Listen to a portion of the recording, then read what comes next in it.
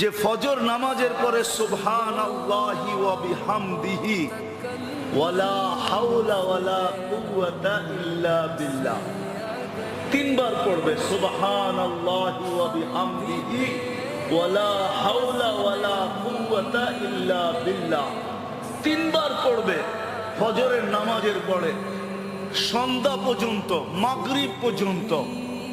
কোন ধরনের স্ট্রোক হবে না, সব ধরনের স্ট্রোক থেকে নিরাপদ।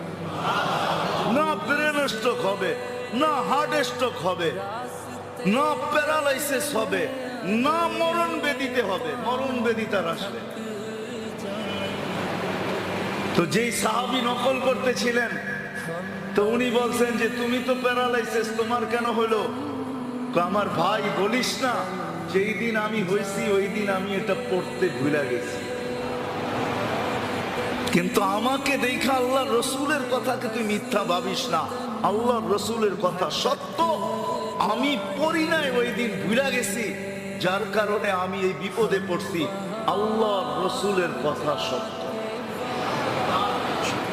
এরকম প্রত্যেক রোগের থেকে সুরক্ষিত থাকার জন্য আল্লাহ রসুল আমাদেরকে, এটার জন্য বিরাট একটা সময় চাই, বিরাট একটা বক্তৃতা চাই, প্রতিদিন লম্বা লম্বা একটা সময় চাই। তাহলে আপনাদেরকে দেখানো যায় যে আল্লাহর রসুল আমাদেরকে সুস্থ থাকার জন্য কিনা দিয়ে গেছে।